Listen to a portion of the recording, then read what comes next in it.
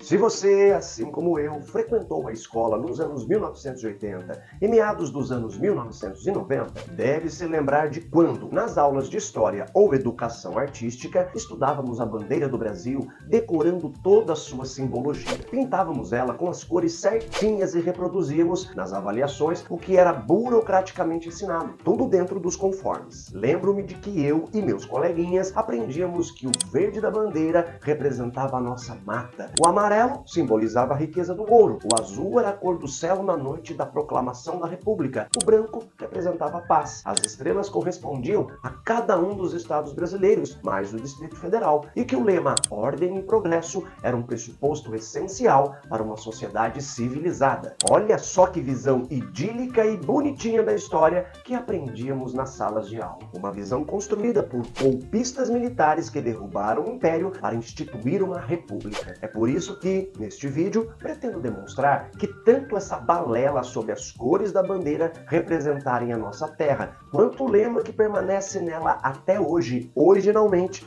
nada tem a ver com as historinhas de civismo barato que ouvimos nos bancos escolares. Muito pelo contrário. Esses elementos estão relacionados a controle, sujeição, falta de criticidade e doutrinação imposta na época, reflexos de um período que se reinventava após anos de ditadura civil-militar. Um período que, é sempre bom lembrar, é adorado por esse povinho que idolatra este maldito fascismo verde-amarelo. Células de fetos abortados. Não posso mais tomar um caldo de cana na rua, comer um pastel. Deus escolheu as coisas expressíveis. É por isso que Deus te escolheu. Se você repetir uma mentira 1000 vezes, ela vai virar verdade. Hoje sabemos que, originalmente, as cores que caracterizam a nossa bandeira, o verde e o amarelo, nada tem a ver com a nossa vegetação ou com o metal precioso que existia em abundância em nossas terras e foi saqueado por terroristas europeus. Os militares, ao proclamarem a República por meio de um golpe de Estado em 1889, passaram a reproduzir essa versão ao ressignificarem a ideia original das cores e símbolos presentes nela. Eu explico. Quando nos tornamos independentes de Portugal e Dom Pedro se tornou nosso primeiro governante, foi necessário criar símbolos para caracterizar o recém-instituído império. E um dos símbolos mais significativos que uma nação precisa criar quando surge é uma bandeira. Na conhecida bandeira imperial, o verde e o amarelo representavam, respectivamente, as cores das casas imperiais de Bragança, símbolo da família de Dom Pedro, e de Habsburgo, a qual pertencia à imperatriz Leopoldina. Não quero me estender no assunto das cores da nossa bandeira, mas, só para fechar essa questão, é interessante perceber que os símbolos que marcam a nossa nação até os dias atuais representam, em sua origem, um modelo de governabilidade que, quando instituído no Brasil, já era visto como arcaico na Europa há um bom tempo. Além da breguice que o modelo imperial de governo representava, principalmente aqui na América, onde todas as nações que se tornaram independentes passaram a viver sob a tutela de governos republicanos, não tem como ignorar toda a violência que caracterizou a época em que fomos regidos por dois imperadores. Seja com Dom Pedro I, durante o período de 10 anos de regência até Dom Pedro II atingir a maioridade, ou no Segundo Império, a violência, principalmente contra a população simples e trabalhadora, ávida por transformações profundas na sociedade, foi a marca dessa época, que se inicia na década de 1820 e se encerra em 1889, com a instituição da República. E, para conter violentamente qualquer levante que pudesse pôr em risco o Império recém-instituído, foi criada a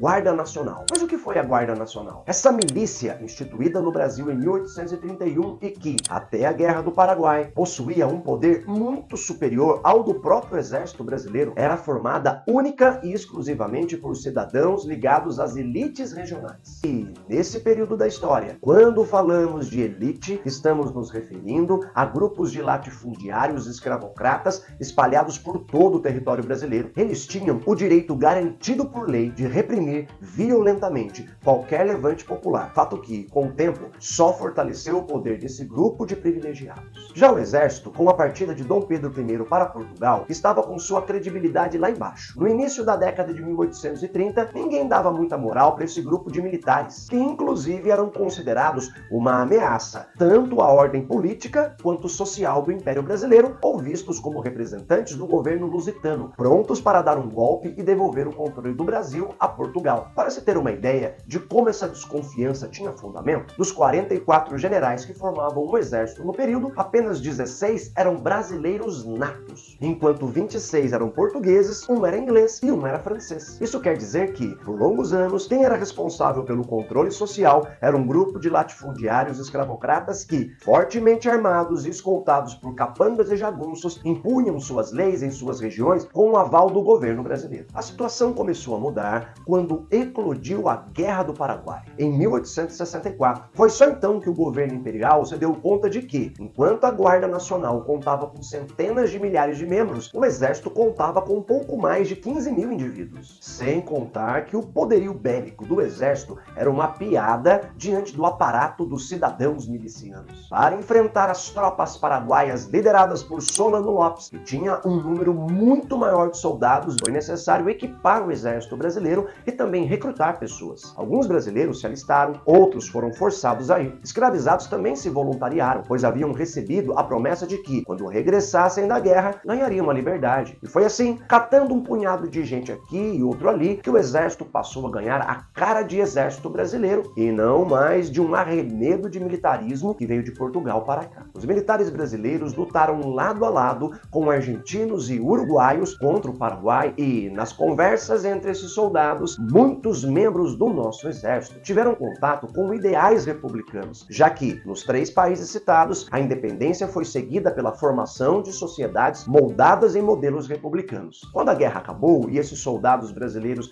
retornaram ao Brasil, trouxeram na bagagem ideias de governo contrárias ao sistema imperial. Assim, durante anos, eles foram se articulando até que, no dia 15 de novembro de 1889, deram um golpe de Estado em Dom Pedro II, forçando-o a partir para o exílio na França, de onde nunca mais voltou.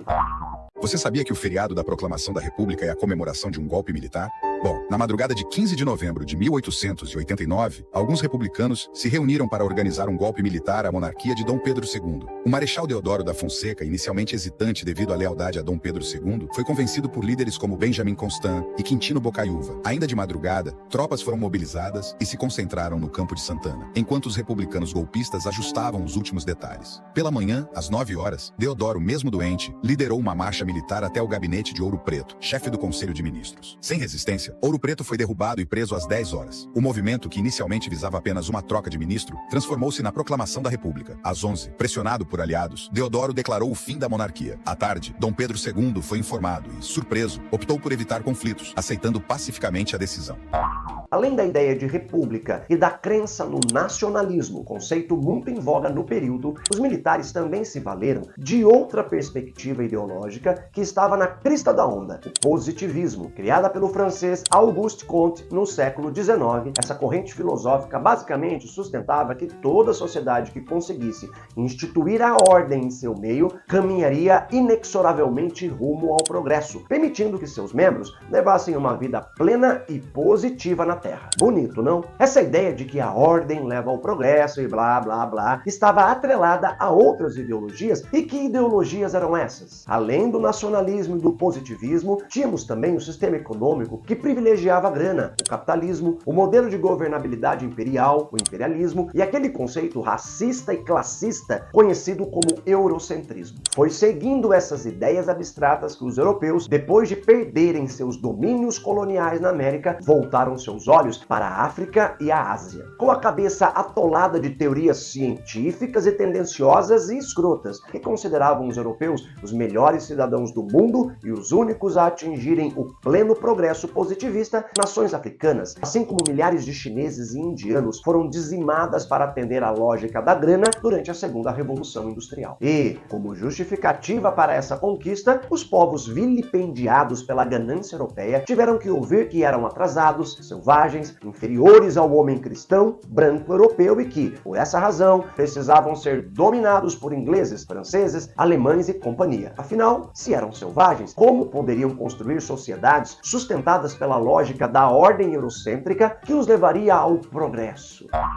A missão do homem branco é civilizar os inferiores. Pelo menos era assim que pensavam as nações europeias no século XIX e XX, durante o que ficou conhecido como imperialismo ou neocolonialismo. Para justificar suas ações de dominação e violência nos continentes africano e asiático, diziam que suas investidas nesses locais se tratavam de missões civilizatórias, em que uma raça superior, a branca europeia, estaria levando de forma altruísta a tecnologia, a civilização e cultura para esses lugares onde a raça local jamais alcançaria sozinha. Esse era o fardo do homem branco, um discurso que servia como uma espécie de justificativa ideológica para a exploração e subjugação dessas regiões e de seus habitantes.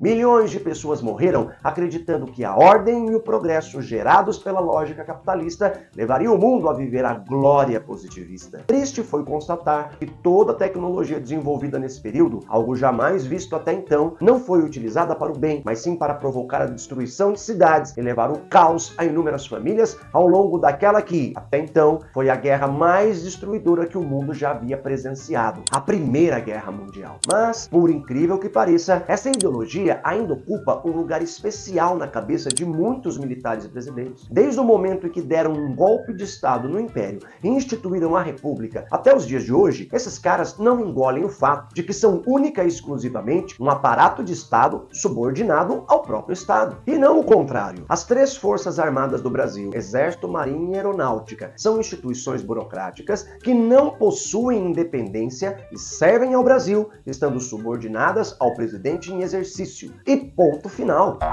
O certo é a gente não saber mesmo, nem quem era o nome de general nenhum. É não saber o que eles pensam. O que eles pensam é objeto de indagação de pesquisadores, de investigadores, de antropólogos, de sociólogos, de cientista político. Entendeu? Não era pra gente saber. Porque o que acontece? As Forças Armadas são uma burocracia do Estado. Burocracia do Estado. Você tem dois setores burocráticos. Um é civil e outro é militar. Burocracia não decide nada, a burocracia obedece. Isso é a regra. Essa opacidade faz sentido porque eles têm que ficar calados mesmo. Eles são uma força essencialmente obediente. E eles são órgão do Estado, não são órgão de governo. Só um governo como o governo Bolsonaro, que quer apagar a distinção entre o Estado e o governo e transformar todos os instrumentos do Estado em instrumentos do governo Bolsonaro, é que pode acontecer de você tentar cooptar a burocracia como se ela fosse sua e como se ela fosse do seu partido. Então, que você tem uma tentativa de partidarizar uma burocracia armada do Estado para fins eleitoreiros e antirrepublicanos.